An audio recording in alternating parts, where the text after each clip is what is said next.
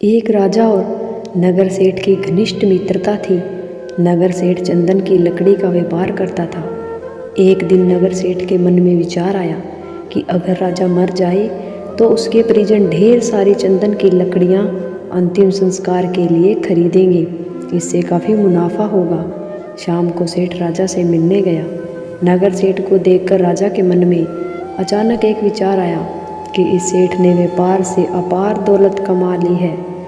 कोई ऐसा नियम बनाना चाहिए जिससे इसका सारा धन राज्य के खजाने में जमा हो जाए। इस तरह दोनों मित्र रोज मिलते और दोनों के मन में एक बार एक दूसरे के प्रति बुरा विचार जरूर आता।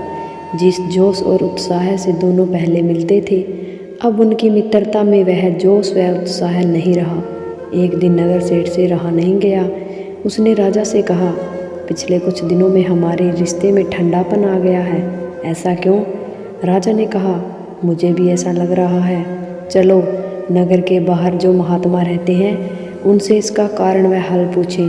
दोनों ने महात्मा को अपनी उलझन बताई तो वे बोले, पहले आप दोनों शुद्ध भाव से मिलते रहे होंगे, किंतु अब संभवतः कुछ बुरे विचार आप दोनों के मन में आ गए।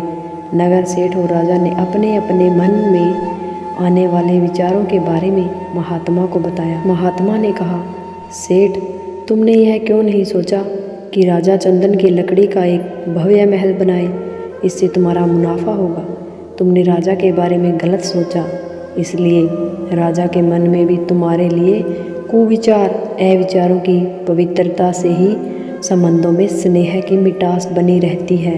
इसलिए मन के विचार हमेशा शुद्ध रखें।